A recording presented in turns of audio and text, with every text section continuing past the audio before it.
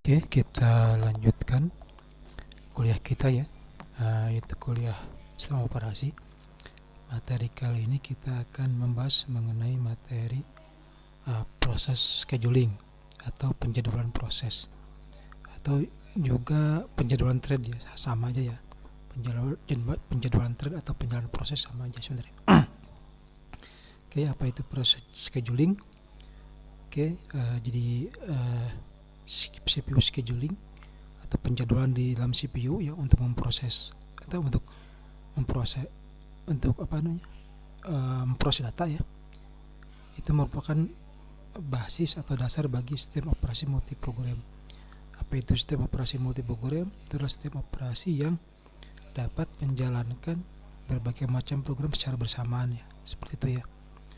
Jadi seperti yang mungkin yang biasa kita lakukan ya saat ini, kita misalkan membuka web browser, kemudian bersama itu kita juga membuka Office, kemudian membuka juga audio video, kemudian juga kita melakukan proses komunikasi. Nah itu kan beberapa program dijalankan secara bersamaan.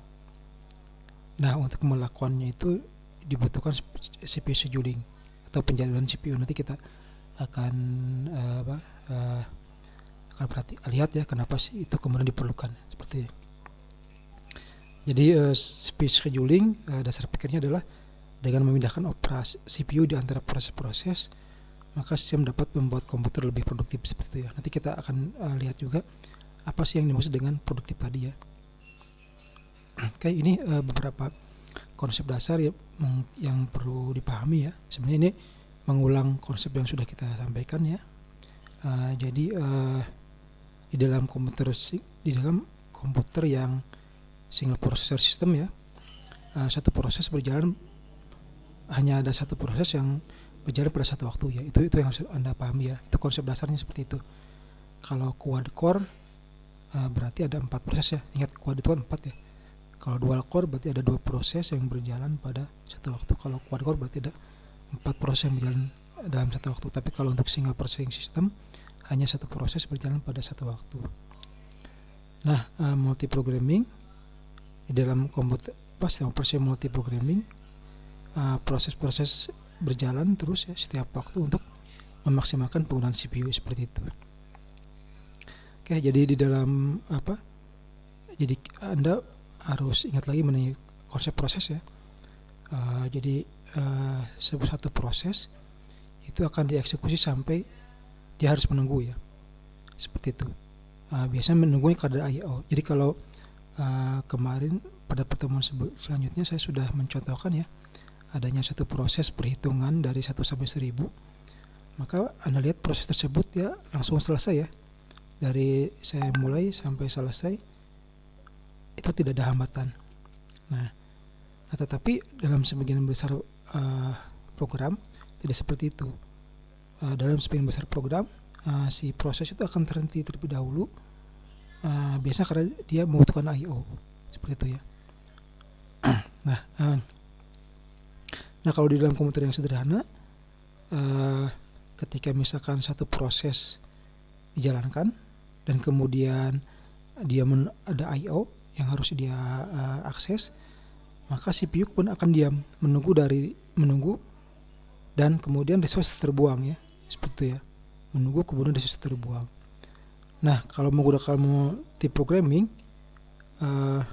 maka diupayakan supaya bagaimana CPU yang idle tadi ya kan kemudian bisa dimanfaatkan oleh proses lain supaya kemudian lebih produktif ya, seperti ya. Jadi Anda tolong Anda pahami ya.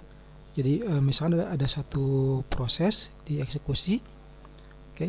Misalkan satu proses dieksekusi dari A sampai B. Nah di tengah-tengah kemudian dia nanti membutuhkan I/O, oke.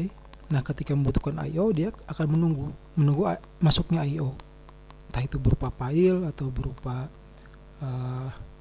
data ya. Tapi yang jelas dia menunggu. Nah kalau di dalam komputer lama, ketika si proses itu menunggu adanya I/O, CPU akan diam.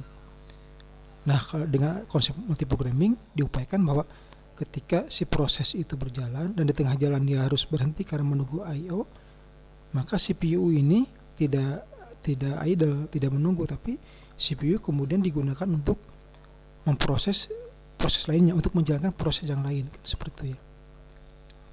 Oke, nah itu ya. Jadi caranya seperti apa? Caranya adalah jadi beberapa proses pada dalam memori pada sewaktu. Nah, ketika suatu proses harus menunggu, sistem operasi mengambil CPU dari proses tersebut dan menyimpannya ke proses lainnya.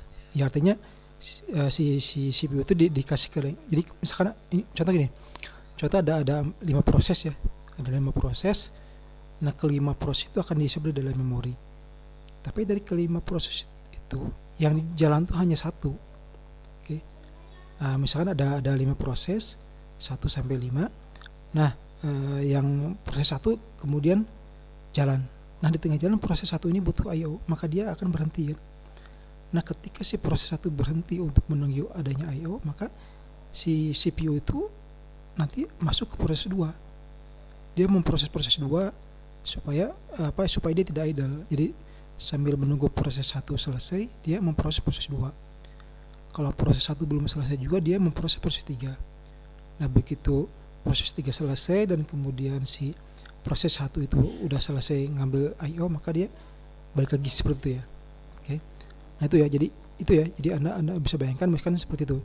Jadi ada beberapa proses dimasukkan ke memori, kemudian satu persatu diproses. Jika ada salah satu menunggu karena adanya I/O, maka si CPU dipakai buat proses lain, seperti itu ya. Dengan demikian kemudian CPU tidak tidak mengalami yang namanya idle ya.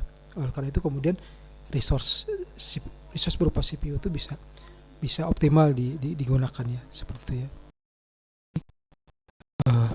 Kita kan mengenai konsep scheduling ya. Jadi ketika kita bicara scheduling untuk scheduling CPU ya, maka ada istilah CPU atau I/O burst cycle ya. Itu yang harus dipahami ya.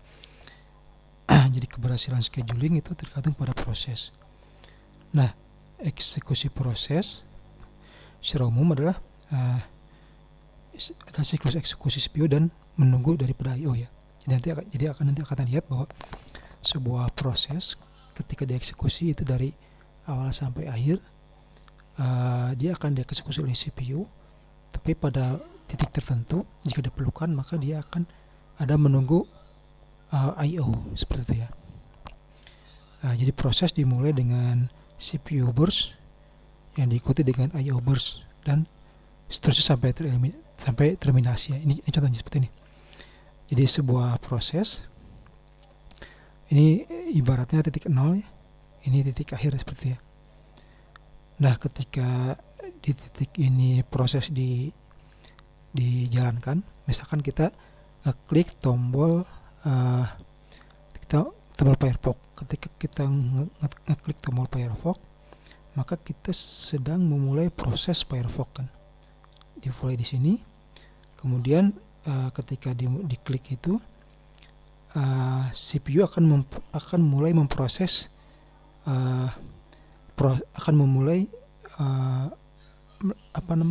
menjalankan proses si Firefox tadi, seperti itu. Nah, di tengah jalan dia akan ada I/O. Misalkan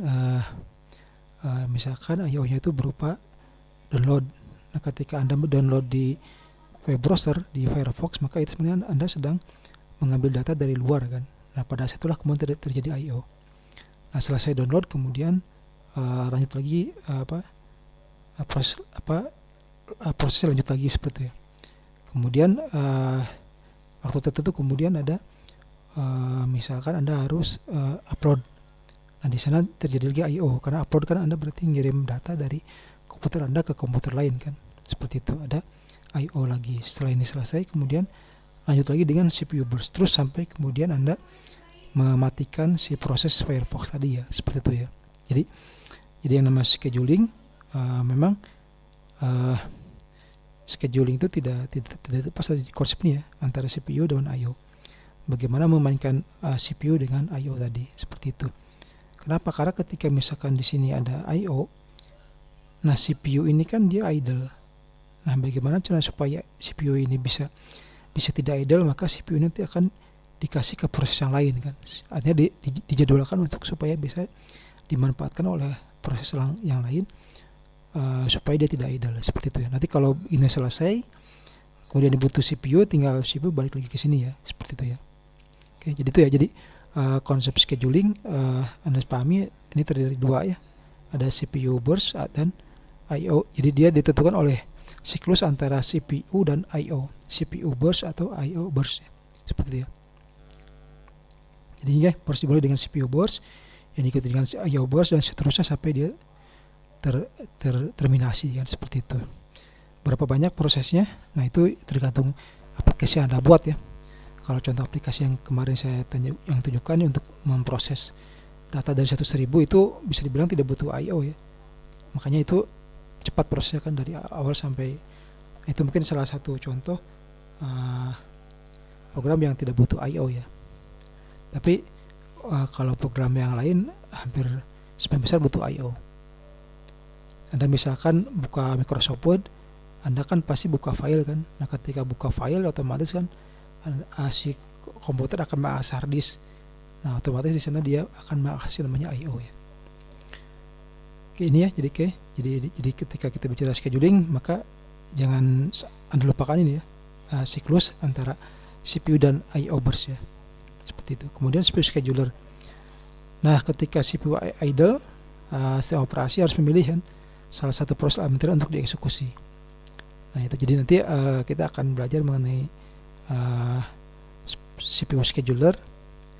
Nah, kemudian schedulernya tidak harus FIFO ya. FIFO ini first in first out. Jadi scheduling itu tidak harus FIFO.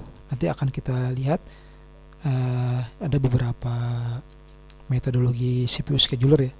Ada beberapa algoritma ya. Algoritma yang bisa digunakan untuk membuat scheduler CPU. Oke, ini ya konsep dasar untuk scheduling, seperti itu. Oke, kita lanjutkan dengan konsep lainnya ya. Ini sekarang kita bicara mengenai preemptive scheduling ya.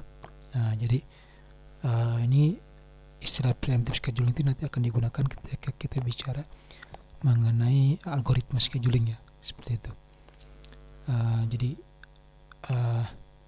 keputusan penjadwalan ya atau CPU scheduling itu bisa terjadi pada beberapa kondisi ya. Pertama, ketika proses pindah dari running state ke waiting state, kemudian pindah dari running state ke ready state, kemudian ketika proses pindah dari waiting state ke ready state, dan ketika proses terminasi.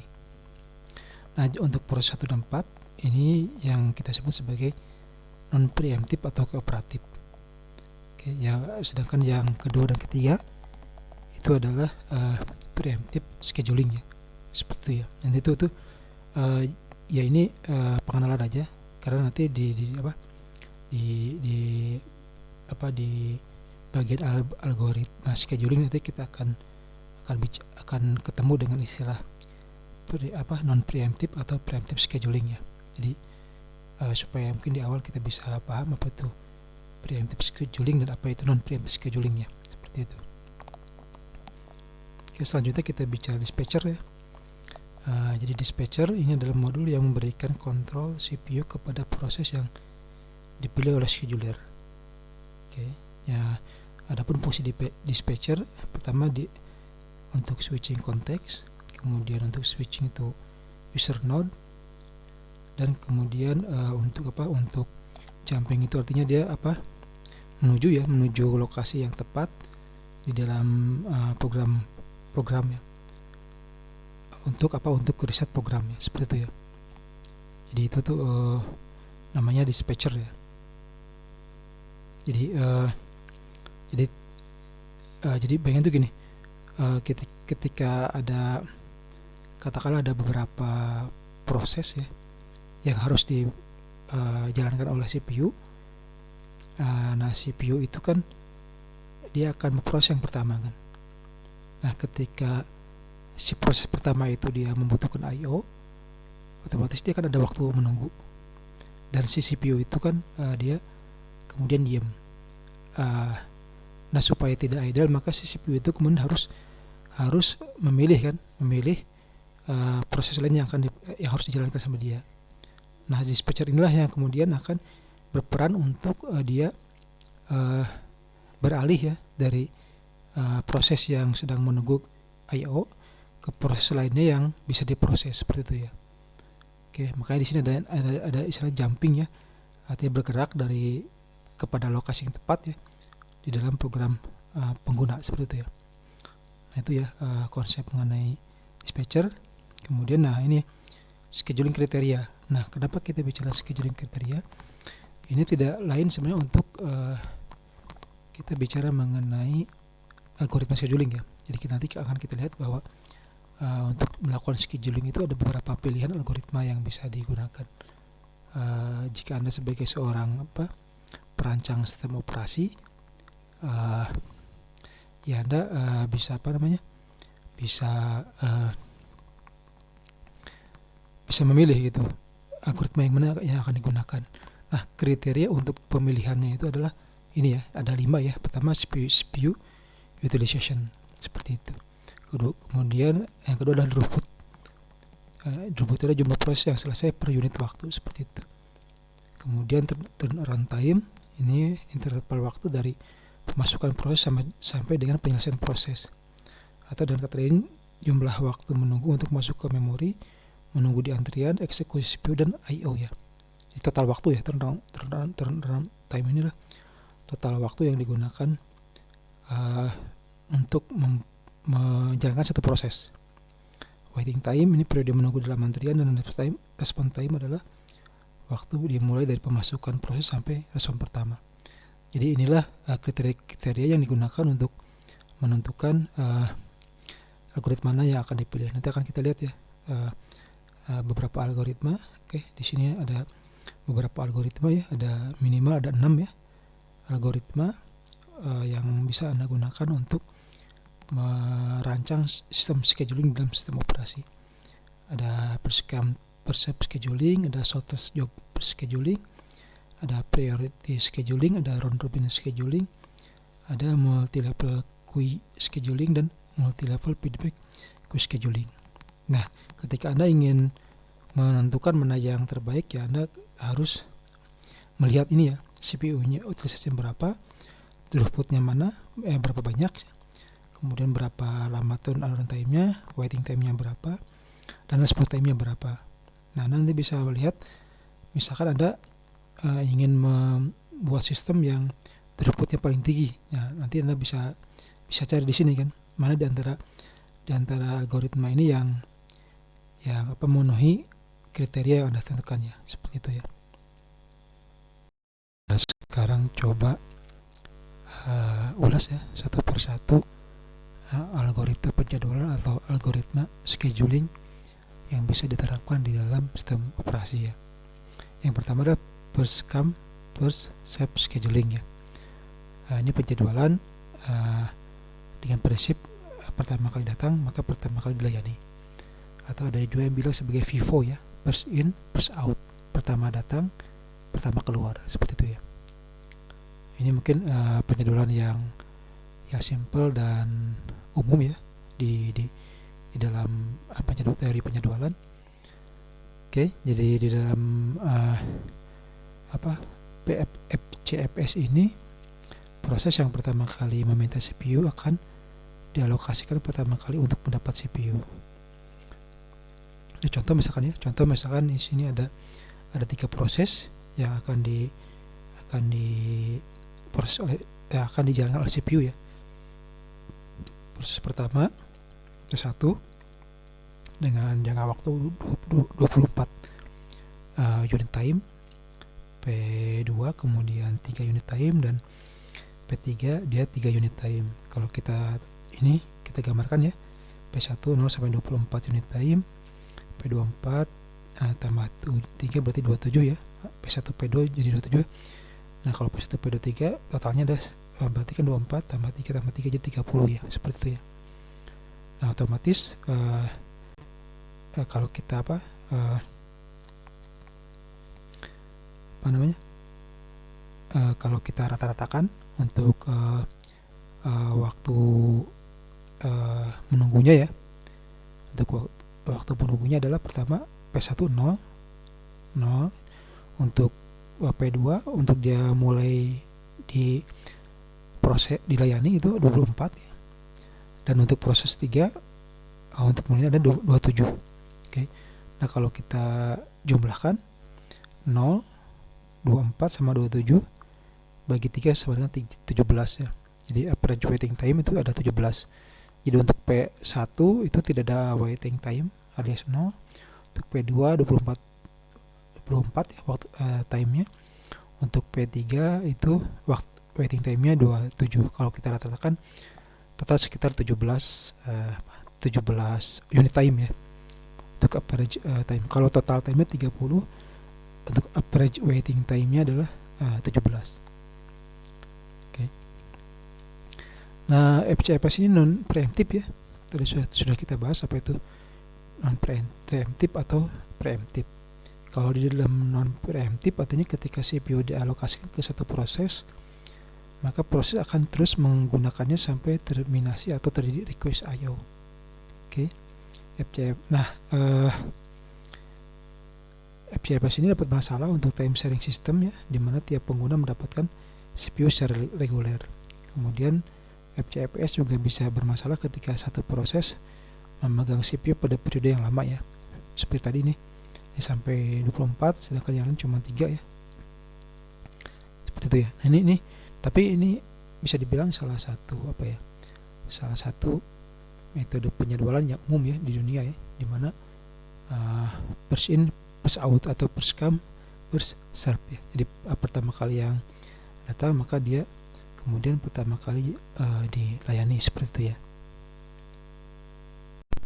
Oke, kemudian algoritma yang kedua adalah algoritma ini ya, shortest job scheduling, artinya penjadwalan yang dia dimulai dengan job yang paling cepat. Oke. Contoh ini ya. Jadi di dalam short job scheduling ini, proses yang memiliki burst time lebih kecil akan mendapatkan prioritas. Sebagai contoh, misalkan kita punya 4 proses 1, proses 2, proses 3, proses 4. Kita cek mana yang paling kecil. Paling kecil adalah P4 ya, 3 waktunya. Kemudian ke P1, P3 dan terakhir P2 ya. Jadi ingat, di P4 3, P1 P1 6 tambah 3 jadi 9, P2 P3 adalah 7, 9 tambah 7 16 ya. Kemudian P2 ini adalah 8, berarti 8 tambah 16 sama 24 ya, seperti itu ya. Jadi prosesnya yang kalau ini proses yang paling cepat itu diutamakan. Kalau yang first come first serve adalah proses yang paling pertama datang itu diutamakan, tapi kalau untuk yang shortest job scheduling adalah yang paling cepat prosesnya dia diutamakan, seperti itu ya. Oke, nah apa keuntungan daripada ini metode ini? Pertama, rata-rata waiting time jadi berkurang ya, seperti itu. Kemudian ada dampak negatifnya ya. Dampak negatifnya adalah ada kesulitan untuk mengetahui panjang dari request yang kemudian, seperti ya. Nah, ini tidak bisa digunakan pada short-term CPU scheduling. Nah, untuk next proses ya, itu prediksi bisa digunakan yang namanya exponential average ya, seperti itu ya. Jadi ini nih kelebihannya adalah waiting time yang menjadi kurang rata-ratanya, tapi kemudian kesulitannya adalah menentukan untuk yang batch kemudian yang paling besar yang mana, itu ya. Itu tuh yang sulit ya untuk dilakukan ya, seperti itu. Jadi ini kan katakan ini batch pertama. Nah, batch kedua kan, berarti kan ini kan ada pertama. Kalau batch pertama kan kita bisa tahu ya, yang paling kecil ada 3. Nah, pertanyaannya adalah yang batch kedua selanjutnya bagaimana? Nah, itu tuh yang sulit untuk dilakukan, seperti itu ya. Makanya bisa kemudian dilakukan prediksi ya, karena kesulitan untuk mengetahui yang mana yang paling cepat, maka dilakukan prediksi dengan yang bisa digunakan untuk penjadwalan ya di dalam sistem operasi adalah priority scheduling atau penjadwalan dengan prioritas ya. Jadi CPU dialokasikan untuk proses dengan prioritas tertinggi ya. Ini contoh misalnya kita punya 5 proses. Proses pertama waktunya 10, proses kedua waktunya 1, ketiga waktunya 2, keempat waktunya 1, P5 waktunya 5 ya. Nah, kemudian ada prioritasnya. Prioritasnya ada 1, P2 adalah 1, P5 adalah 2, P1 adalah 3, P3 adalah 4, dan P4 adalah 5. Nah, berdasarkan prioritas inilah kemudian proses itu akan diproses ya. Dimulai dari P2 ya. P2 kemudian masuk ke P5. Oke. Ketiga adalah P1, keempat adalah P3, dan kelima adalah P4 seperti itu ya. Nah, jadi ini berdasarkan prioritas ya. Nah, pertanyaannya kemudian bagaimana caranya kita menentukan prioritas? Nah, ada caranya. Pertama ada yang secara prioritas internal ya. Kalau prioritas internal ini berdasarkan time limitnya, kemudian kebutuhan memorinya, kemudian berdasarkan jumlah file terbuka, kemudian ada rasio rataan IO burst terhadap rataan CPU burstnya. Itu internal prioritas. Kalau yang ada juga kemudian berdasarkan kepada eksternal prioritas. Pertama, lihat pentingnya proses ya. Kedua, tipe dan jumlah dana untuk pengguna komputer, sponsor, bahkan bisa juga politik ya. Nah, tentunya kalau untuk eksternal prioritas ini, kalau kita membangun sistem operasi sistem operasi yang sifatnya khusus ya. Kalau sifatnya umum, tentu tidak bisa memasukkan unsur sponsor politik kan, seperti itu. Ini kalau eksternal prioritas ini dimungkinkan kalau kita membangun sebuah komputer khusus ya, khusus untuk keperluan misalkan ada sebuah organisasi yang meminta kita membangun sebuah sistem operasi untuk kebutuhan mereka. Nah, kita bisa kemudian membuat prioritas penjadwalan itu berdasarkan kepentingan mereka seperti. Tapi kalau di dalam sistem operasi yang dijual bebas seperti misalkan Windows atau Macintosh, Linux juga sama, itu biasanya tidak ada intervensi ya. Tapi kalau untuk komputer-komputer yang khusus, itu sangat dimungkinkan ya, adanya pembuatan prioritas itu secara non teknis ya. Misalkan ini kan misalkan sponsor atau politik, misalkan sponsornya dia ingin dia punya satu kepentingan ya tentunya kalau untuk sistem operasi yang khusus tentunya boleh saja ya. Nah, kemudian kita lanjutkan mengenai priority scheduling ini. Dia bisa preemptif dan non preemptif. Kemudian preemptif jika prioritas pos yang datang lebih tinggi dibanding dengan sedang berjalan. Kalau untuk yang non preemptif ini menyimpan proses baru di depannya. Nah, priority scheduling ini dia punya permasalahan ya. Permasalahan utamanya adalah indefinite blocking atau starvation ya. Kenapa? Karena proses yang siap jalan tapi menunggu CPU bisa dianggap blok. Kalau blok berarti dia tidak akan diproses ya. Jadi untuk priority schedule ini sangat dimungkinkan adanya proses yang kemudian diblok sehingga tidak bisa diproses. Kemudian priority scheduling juga bisa menyebabkan proses dengan prioritas menunggu tidak terbatas ya. Itu juga salah satu masalah. Ini pernah saya baca Anda kalau baca buku referensinya itu dijelaskan ya di dalam referensi tersebut bahwa pernah terjadi di Amerika, di MIT kalau nggak salah. Mereka membuat sistem operasi ya khusus, tapi bukan sistem operasi yang dijual bebas. Mereka membuat sebuah sistem operasi khusus di MIT gitu. Kemudian sistem operasi itu dijalankan dari tahun 67 sampai tahun 73.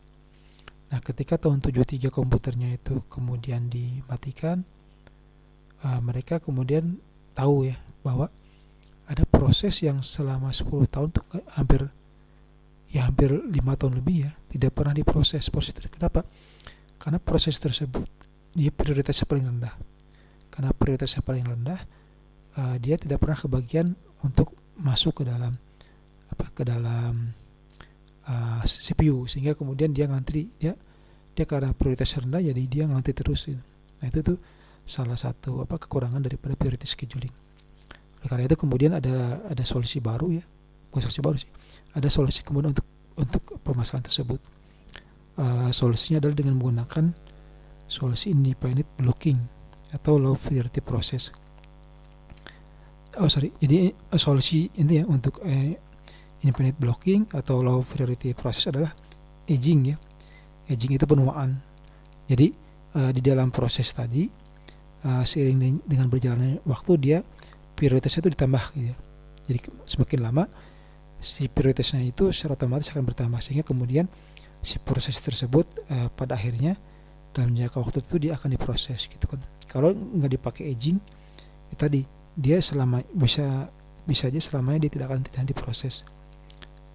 Oke, jadi contoh di MIT tadi ya, hampir 10 tahun si proses itu tidak pernah dijalankan. Kenapa? Karena ya tadi, karena dia prioritasnya paling rendah dan tidak pernah naik. Jadi dia selalu terhalang dengan proses lain yang prioritasnya selalu lebih tinggi seperti itu. Tapi kalau dikasih aging, artinya dikasih penanda ya bahwa mungkin setelah sekian lama dinaikkan prioritasnya sampai akhirnya kemudian dia akan menjadi proses dan prioritas yang tinggi seperti ya. Oke, algoritma selanjutnya itu adalah algoritma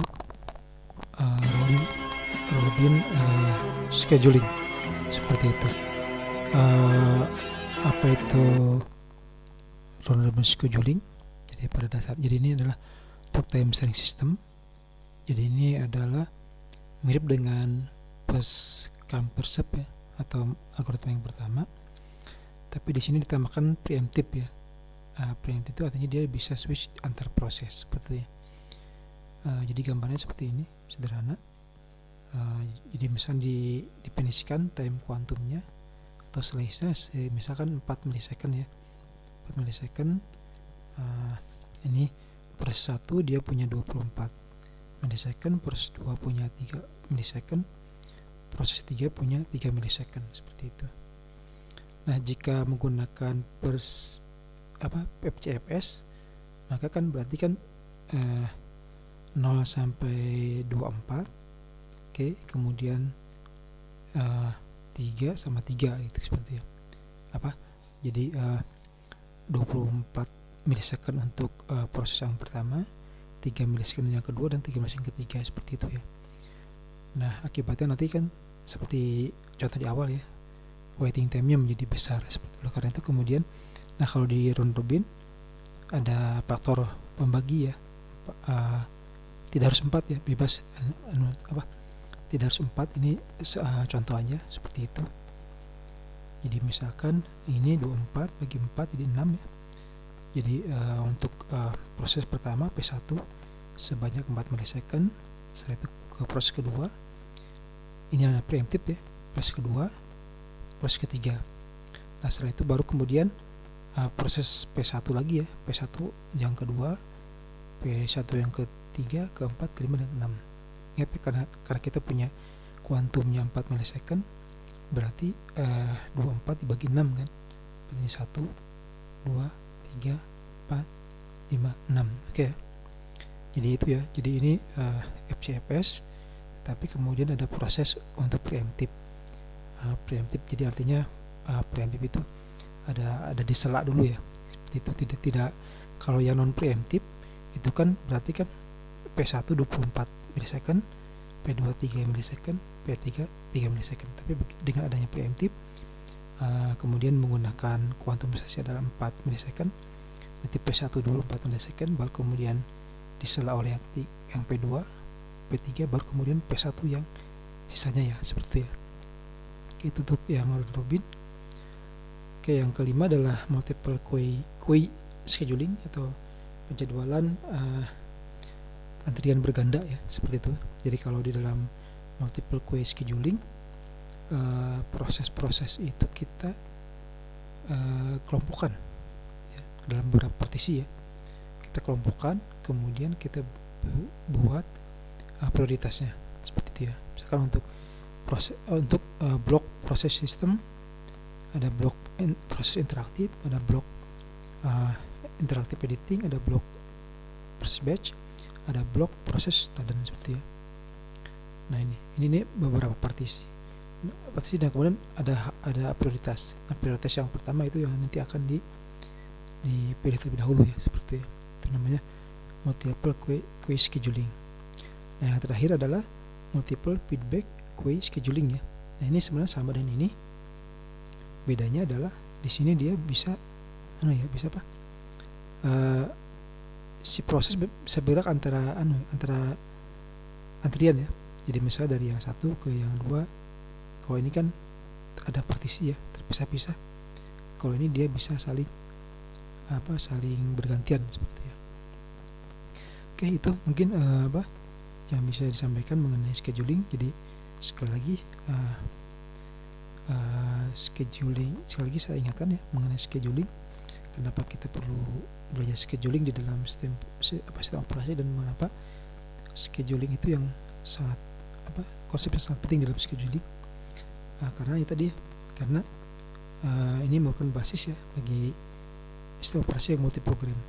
Kalau sistem operasinya dia sistem operasi sederhana, sebenarnya tidak punya scheduling ya, seperti itu. Tapi kalau Anda mau membangun sebuah sistem operasi yang rumit, yang multiprogram, multitasking, mau tidak mau Anda scheduling. Bahkan scheduling inilah yang menentukan sistem operasi. Kalau Anda pernah dengar nama sistem operasi real time, nah kalau yang real time biasanya tidak menggunakan scheduling. Kenapa? Karena kalau real time itu biasanya dia programnya tertentu ya. Kalau untuk yang sistem operasi yang multiprogram, sudah saya sampaikan tadi, bisa mengeksekusi beberapa program secara bersamaan. Nah tentu akan membutuhkan scheduling. Kenapa? Karena satu proses berjalan pada satu waktu yang sama ya. Nah, karena itu ketika ada banyak proses yang harus diproses dalam CPU, otomatis perlu penjadwalan siapa yang terlebih dahulu harus diproses di dalam CPU ya. Oke, mungkin itu yang bisa disampaikan. Terima kasih.